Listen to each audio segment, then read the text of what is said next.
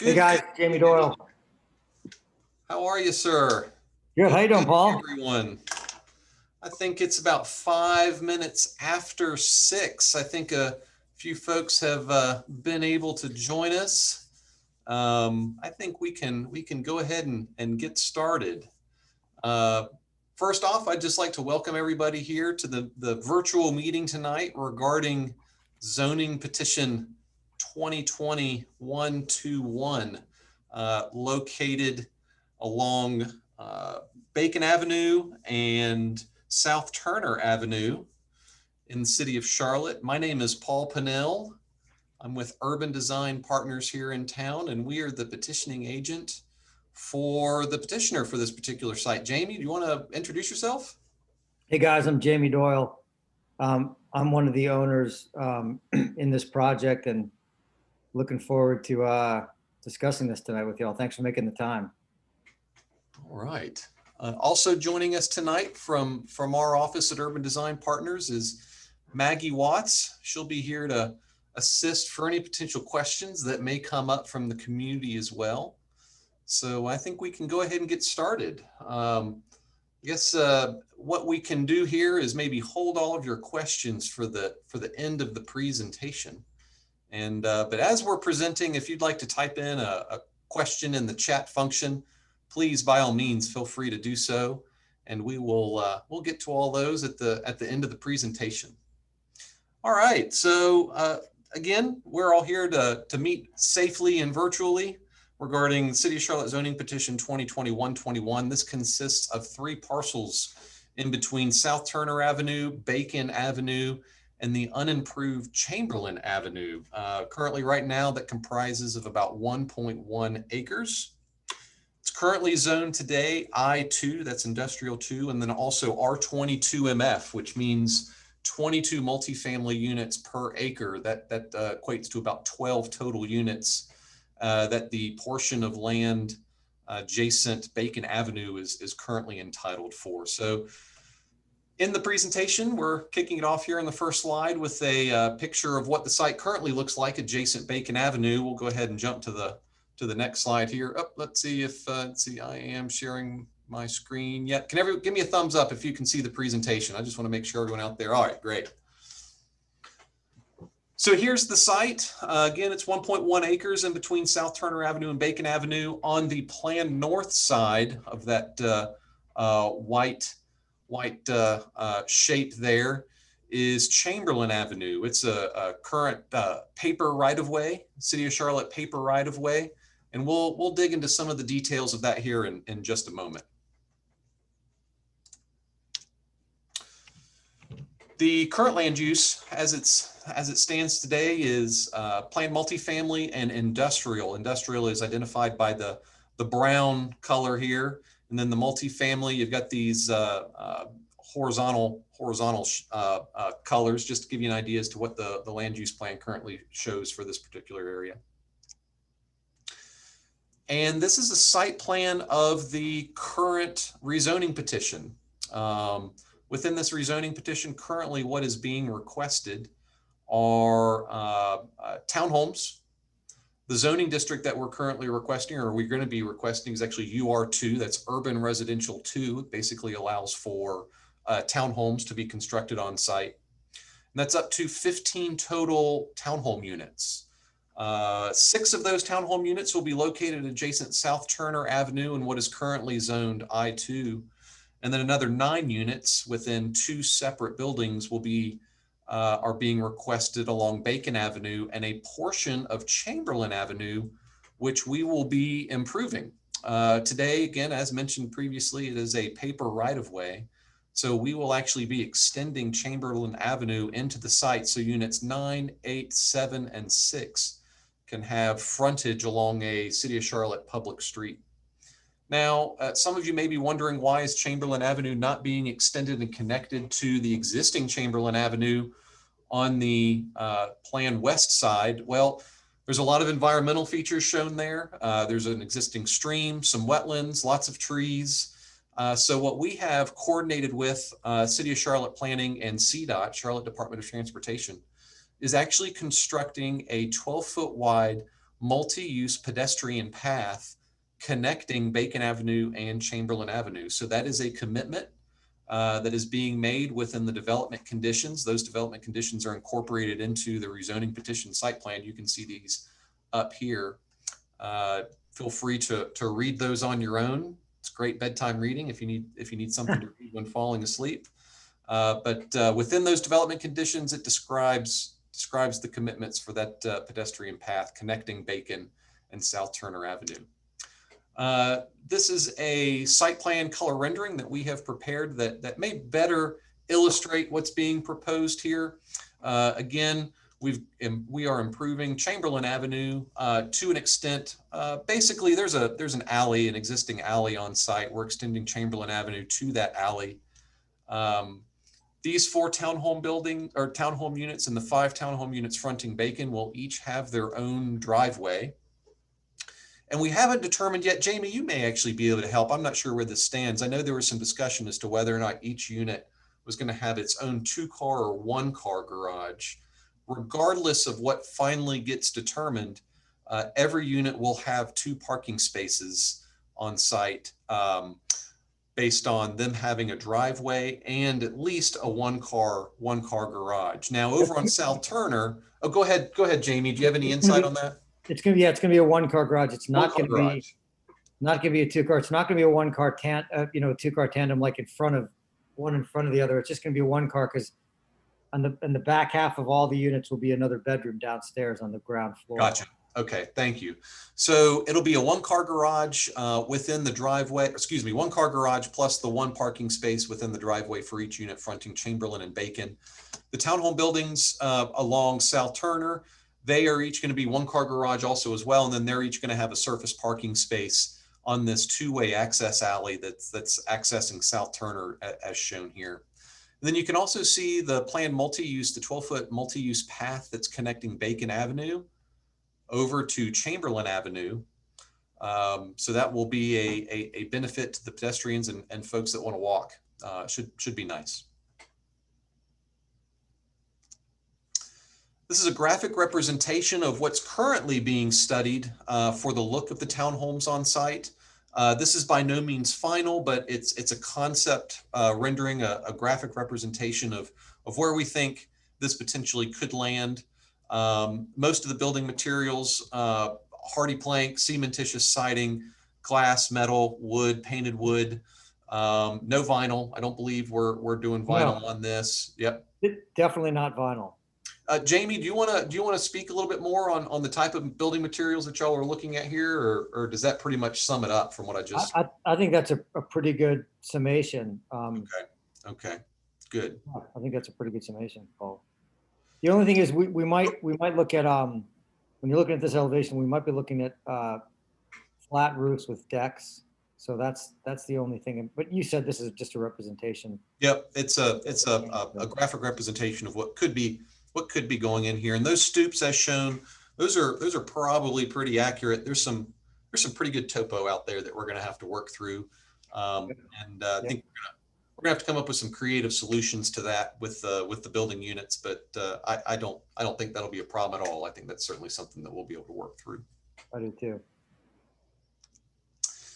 So City of Charlotte petitions, rezoning petitions, they have a milestone in terms of their process and how they go. I'm happy to answer any potential questions that anyone has regarding the rezoning petition milestone process here.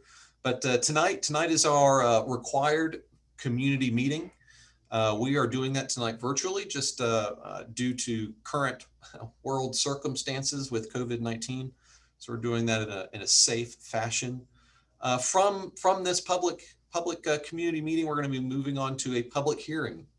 A public hearing will be an opportunity for the petitioner and the petitioning agent and the public to speak to Charlotte City Council about this petition. City of Charlotte planning staff will provide an analysis of the zoning petition and how they feel this is moving through the process. They'll indicate whether or not they're going to be supporting or not supporting this particular petition.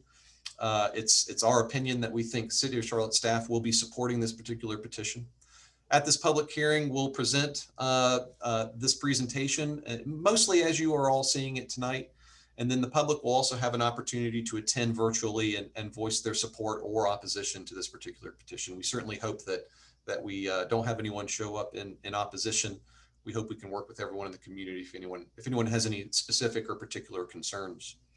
Moving on from the public hearing, which will be held on November 16th, it will move to Zoning Committee. Zoning Committee is a committee of appointed members by Charlotte City Council. Charlotte City Council, each council member appoints one zoning committee member where they will review the petition and they will provide a recommendation. They will vote on a recommendation back to City Council on how they feel City Council should vote.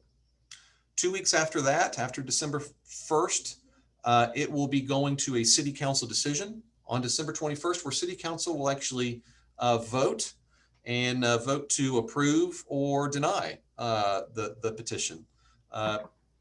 It will not be a denial. It would likely be a withdrawal if there are any major issues associated with this, but we're looking forward to hopefully obtaining an approval on December 21st. So with that said, I'm looking at the chat bar, the chat line, and I'm not seeing any questions that were typed in during the presentation. So if everyone's familiar with Zoom and you don't feel comfortable typing in a chat, feel free to unmute yourself if you'd like and ask a question if you have any specific questions regarding the petition. We are here to be a sounding board for everyone and answer any questions that you all may have. So in a nutshell, that's it. That's the petition. And we welcome any questions that anyone may have at this time. Sure. Hey, Paul, this is Eric. Can you hear me okay? I sure can, loud and clear. Thanks. So first off, thanks for having this with us tonight and meeting with neighbors. So really appreciate that. Happy to do it. Yeah. So some of us were approached by what I believe was part of your team roughly a year or so ago, some of the neighbors, and I don't think all of us are here tonight, with some of your initial plans before all of that with the stream and the bridge. And I understand that and totally get there were, some cost prohibitive things with that stream that, caused this plan to change. But one of the things that is really the biggest concern to me, and I fully support townhomes and understand the value of the property and the need for them. My issue really is with the change that you guys have made from the rear loading garages to, let's say here on Bacon, having 5 driveways back to back with front loading garages. As you can see, Bacon Avenue is really a narrow street. Mm-hmm. And some of the homes currently on our street don't have driveways. So there is a lot of street parking. So if you guys come in and add 5 additional units facing Bacon with 5 driveways, that eliminates all the street parking at this end of the street. Mm-hmm. Because if somebody's parked there, you could not get out of those driveways. So you're adding more units and taking away parking for existing homes. Okay. And those. So is there any possibility that, where you guys have the turnaround location or maybe flopping that to going back to the rear loading? Because I just think that would be a huge difference to this. Okay. Thank you for that. Yeah, Eric, I definitely appreciate that. I see what you're saying, that you can't really talk about it any other way other than the way you just said it. The reason we wanted to have front loading garages is to, for one thing, have backyards for the buyers, for the people who are going to live there, and cut down on, cement drive in the back, and cut down on non-permeable space, because those 5 driveways are less impermeable space than if we had a road built around the back. So those are really the 2 reasons: wanting to have the backyard and wanting to have less impermeable space. So yeah, we could look at that. We were down the path of backloading garages for a long time, and kind of recently switched. Just thinking that they'd be more desirable if they had a backyard is the biggest thing. So, yeah, I really appreciate that. I think the initial sketch that you guys had with the little front porch kind of area, I mean, if you look around, it's a dead end street. It's quiet. We've got some families here. One of the things we all love about being on this quiet street is in the evenings, we're all out on the front porches together. We socialize. And I think that would be really desirable to kind of have that front area, and would fit much better and allow for street parking for guests. Because these people are going to want to have guests come over, and they're just not going to have room for them if they've got a driveway in the front. Yeah, I appreciate that. You know, that what comment you just made about the front porch living. I mean, what you're saying, you know, again, it's true. If you have driveways there, you don't have front porches and you don't have front lawns. And if that's the kind of neighborhood feel, yeah, I mean, would like to change that. I wonder if we could, yeah, do that.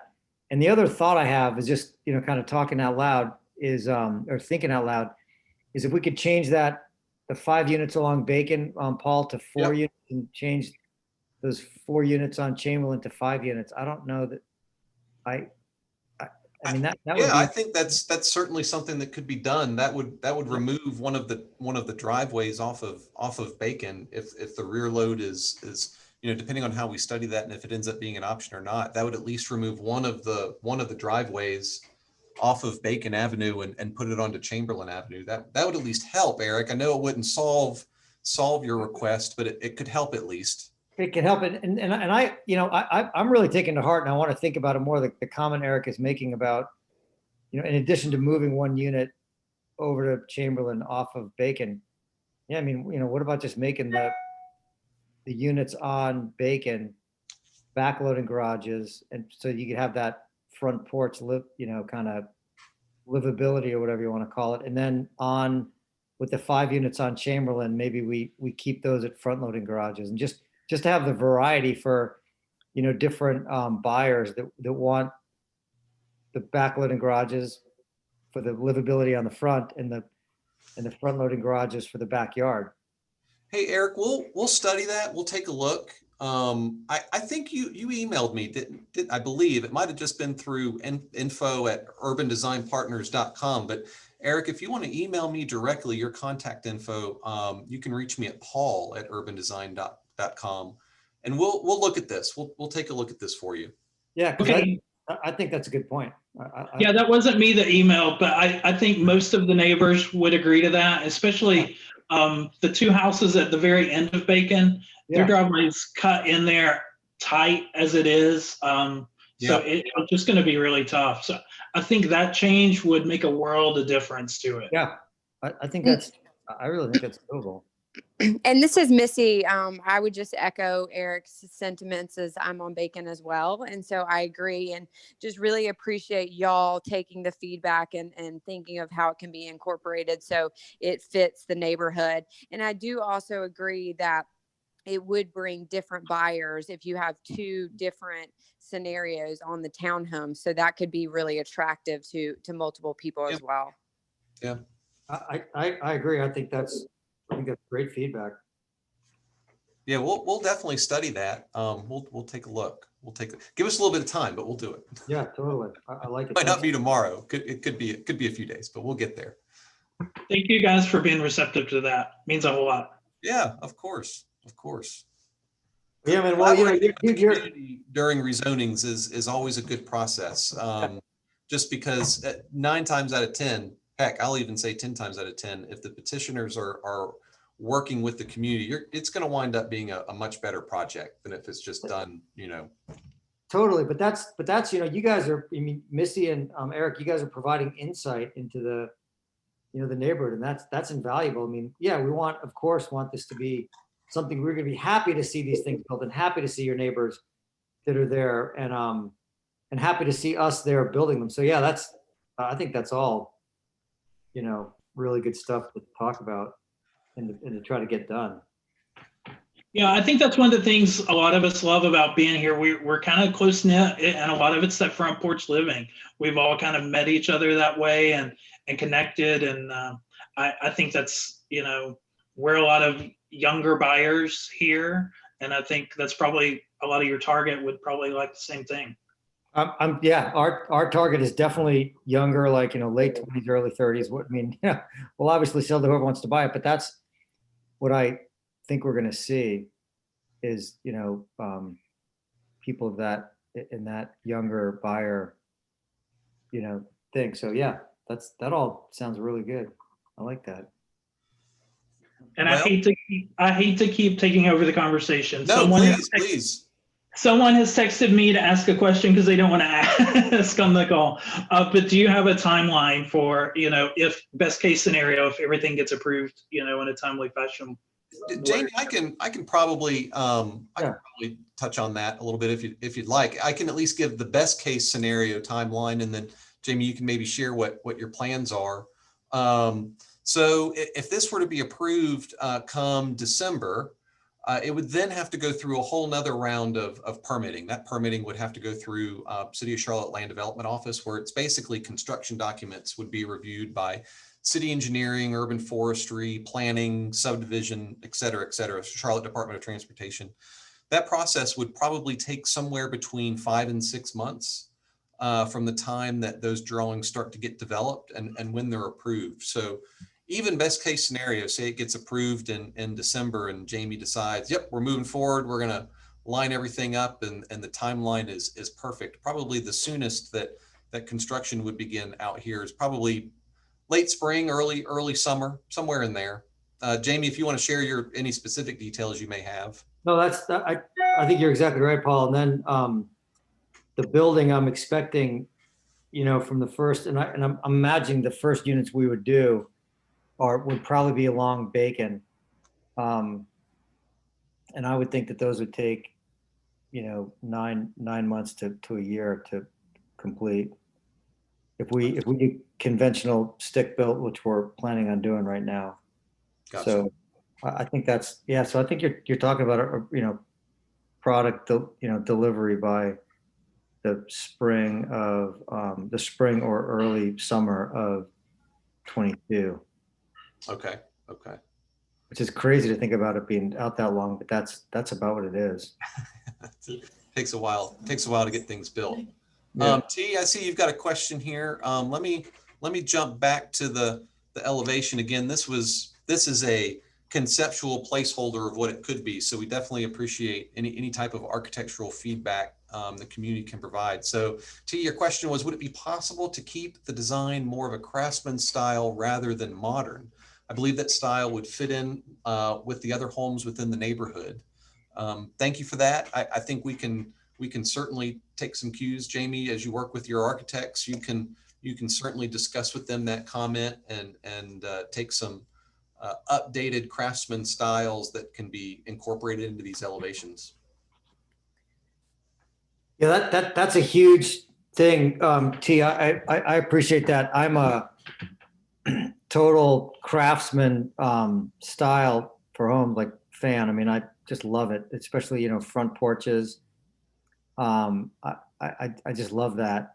The reason we would think about, so one of the things we're talking about doing, I think it's important for the community to know this, is that we're thinking very seriously about investing some money in making these homes, environmentally sustainable. That's a big part of what I want to do, and making them maybe passive houses, which means, kind of net zero houses, and maybe having solar, at least offering solar panels on top, maybe on a roof pergola, if we go with the roof decks, the top floor decks, rather than these peaked ceilings.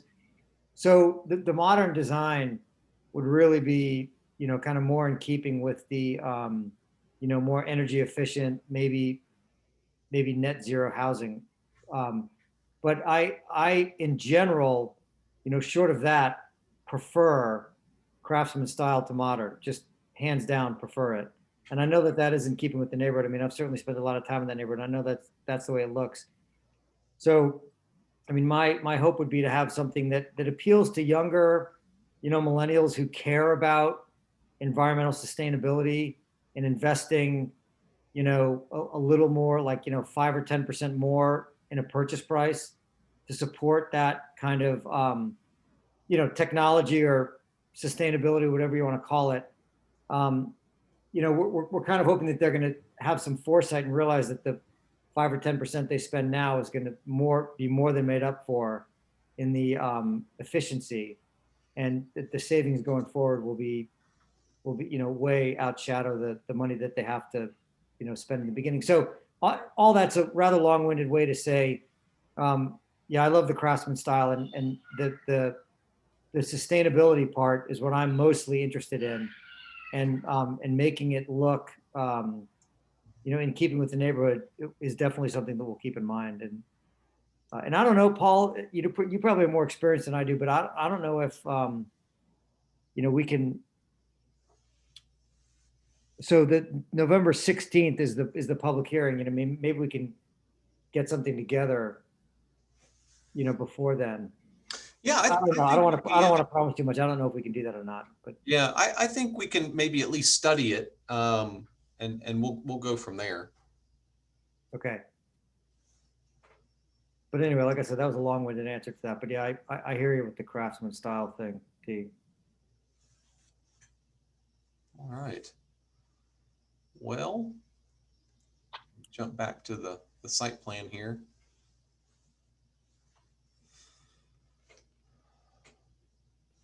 Any more questions from the community? I think we're about 6:30 here. I think there might have been some people that were wondering if the meeting might start at 6:30. So if there are a few more questions, we will be hanging around.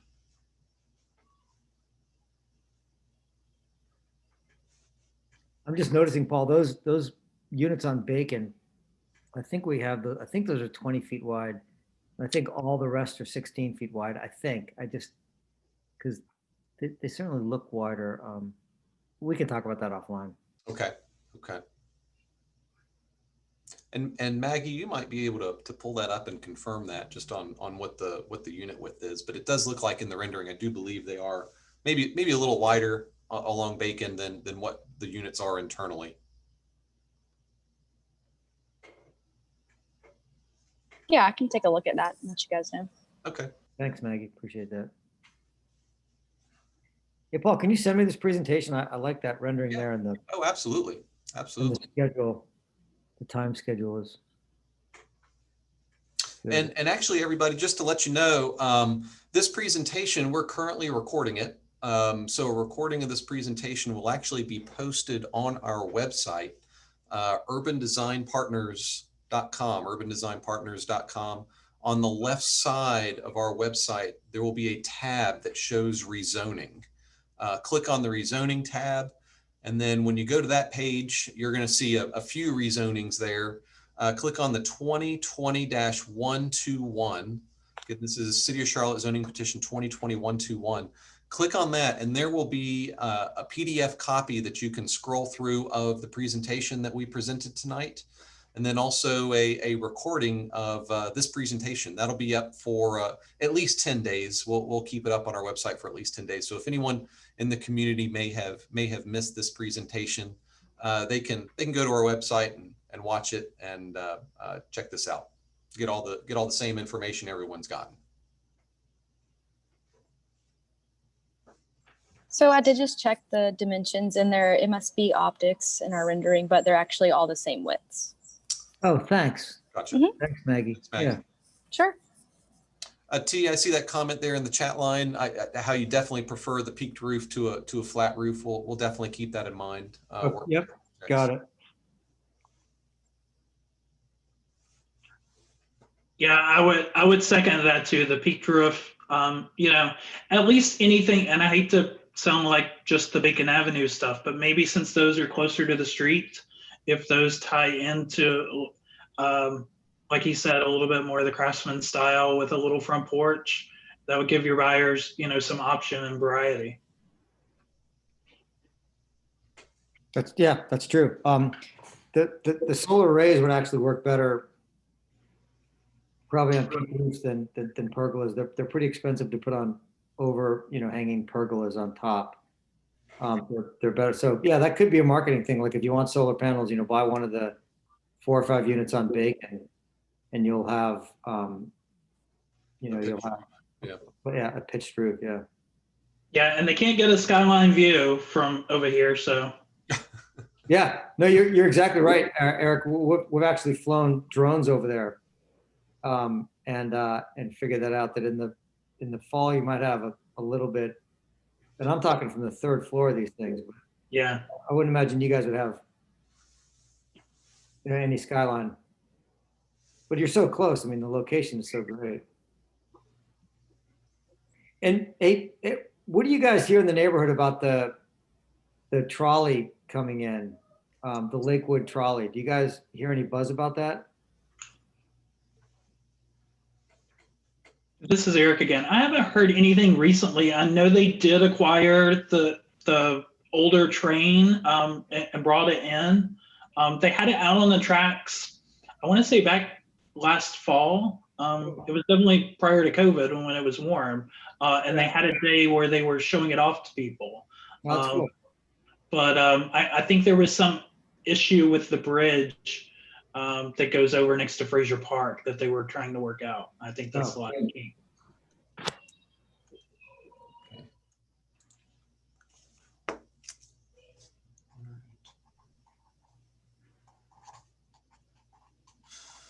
Well, it is about 6:36 here. I think if anyone else was gonna show up, I hope they would have done it by now. Again, we'll be posting all of this on our website. So if anyone has tries to remember anything that may have been covered tonight, we'll have all that info on there, and then also this presentation will be up for public viewing.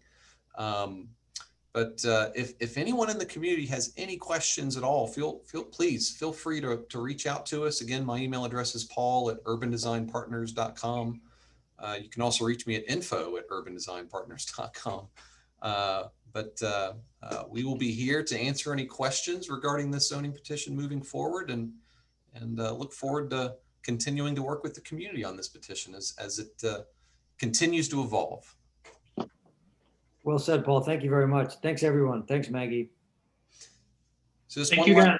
Yeah, of course. Eric, thank you so much for your feedback. T, thank you. Eric, thanks a I lot. really appreciate it, and look forward to talking to you again in the future. Thanks, y'all. Thanks, everyone. Thank you, Thank you. everybody. Have a good evening. Nice and short. I like it.